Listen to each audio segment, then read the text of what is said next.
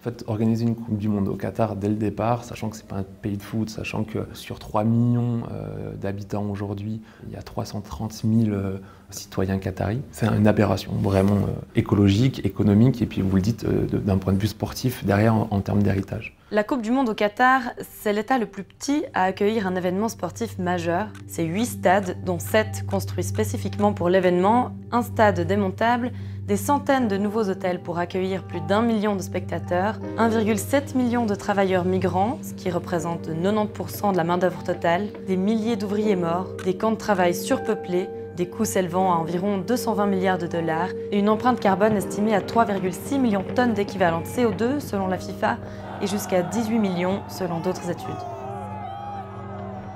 Mais est-ce que ces infrastructures sont durables? Vont-elles servir à l'avenir ou sont-elles vouées à tomber en désuétude comme de nombreux stades et autres constructions surdimensionnées, coûteuses et à l'état d'abandon qu'on appelle éléphant blanc? La cause principale, en fait, c'est le cahier des charges de ces compétitions. C'est qu'ils sont trop importants par rapport en fait, aux besoins du territoire sur le long terme et que du coup, ces cahiers des charges-là sont un cahier des charges pour accueillir une compétition pendant 1 an, mais pas du tout pour développer le sport, les territoires et répondre aux attentes des personnes et des habitants du territoire pendant 30 ou 40 ans. Souvenez-vous d'Athènes en 2004. La Grèce, qui se vantait d'être le plus petit pays à organiser les JO, voyait ces Jeux comme une opportunité pour changer la ville, encore victime de la croissance urbaine d'après-guerre. Ces volontés de grandeur et démesure ont plongé la ville dans une crise économique sans précédent. Sur les 33 sites olympiques utilisés pour ces Jeux, 23 ont été construits spécialement pour l'occasion, dont seulement 2 de manière temporaire, et ces aménagements ont coûté près de 13 milliards d'euros, alors que le budget initial était de 4,6 milliards. Sauf que de nombreuses infrastructures sont restées sans vie après l'événement. C'est le cas de cet ancien aéroport transformé en immense site olympique, le complexe d'Hellenikon. Il avait accueilli les épreuves de canoë-kayak, de baseball, hockey ou encore softball. Il n'en reste que des ruines. Pareil pour le centre olympique de beach volley, de piscine, du village olympique ou encore le stade en marbre de Panathinaïkos qui a accueilli les premiers Jeux olympiques modernes en 1896. Malgré des tentatives de projet, Athènes a eu des difficultés à réutiliser les équipements sportifs après les Jeux. Plusieurs sites sont tout de même encore utilisés, comme le stade olympique de la ville, aujourd'hui le terrain de l'AEK Athènes, un des clubs les plus importants du pays, et il accueille régulièrement des concerts. Passons aux Jeux d'été de 2008 à Pékin. Si l'événement sportif a servi de vitrine et de symbole de victoire chinoise en termes d'architecture, plusieurs installations ont été laissées à l'abandon après les Jeux.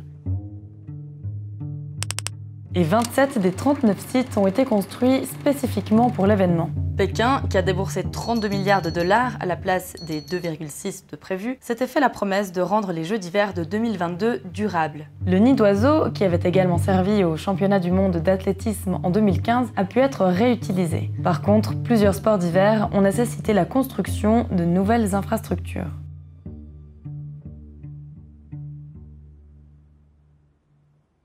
Cap sur les JO d'été de Rio en 2016, l'exemple parfait pour illustrer le chaos olympique. Pour la faire courte, quelques mois après la fin des Jeux, la majorité des installations n'avaient déjà plus d'utilité. Et les projets d'infrastructures réaménagés pour les habitants sont souvent restés à l'état de projet. On pourrait aussi citer Sochi 2014 ou Pyeongchang 2018.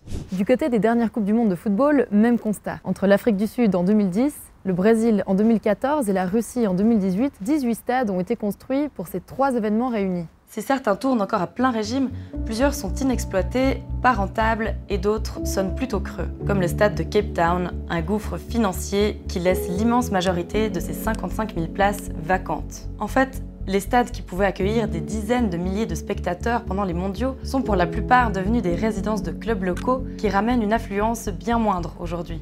Dans certaines régions, le football ne connaît pas un grand succès et il faut parfois se réinventer, comme dans ce stade où le ballon est laissé de côté pour pratiquer le saut à l'élastique. Malgré ces cas d'échec, le CIO assure que 92% des sites permanents utilisés pour les Jeux olympiques au XXIe siècle et 85% de toutes les installations olympiques permanentes créées depuis 1896 sont toujours en service.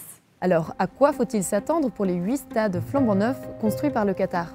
Malheureusement, ce n'est pas des stades de 5, 6, 7 000 places ou 10 000 places qui peuvent être réutilisés derrière par la population et par les différents clubs, puisqu'il ne faut pas nier que quand même le football au Qatar se évolue sans problème, et puis il y a de plus en plus justement de demandes, mais sur des demandes qui sont minimes par rapport à d'autres standards européens ou même nord-américains. Et donc du coup, c'est vrai que l'héritage sur des stades de 40 ou 80 000 places, ils n'auront pas lieu.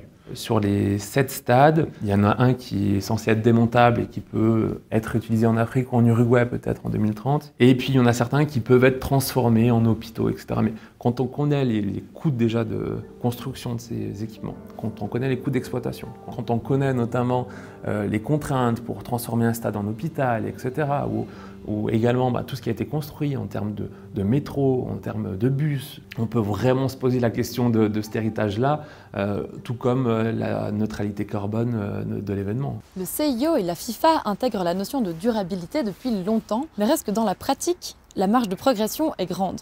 Alors des progrès, c'est indéniable. C'est pas toujours des échecs. En fait, quand les cahiers des charges sont adaptés, j'allais dire, au territoire, on trouve certaines réussites. La Coupe du Monde en Allemagne en 2006, c'est des réussites. Paris, même chose, c'est un écosystème assez particulier, un petit peu comme les États-Unis ou comme l'Allemagne, c'est-à-dire qu'il y a déjà en fait une densité, il y a déjà en fait une zone de chalandise sportive qui permet de pouvoir accueillir ce type d'événement. Ils ont à peu près 95% d'équipements qui sont déjà construits. Ils ont construit des bureaux pour le comité d'organisation, ils ont construit une aréna, un complexe aquatique et puis le village olympique. L'ensemble de ces éléments-là sont déjà en fait des attentes et des besoins pour le territoire après. La vraie réflexion, c'est on ne doit plus finalement adapter les territoires au cahier des charges, mais on doit au contraire s'adapter au territoire et faire en sorte que on puisse s'adapter en fait aux problématiques et aux attentes et aux besoins de ces territoires. Ne plus construire des stades de 80 000 places, là où finalement les équipes locales réunissent 1000 personnes dans les tribunes chaque week-end.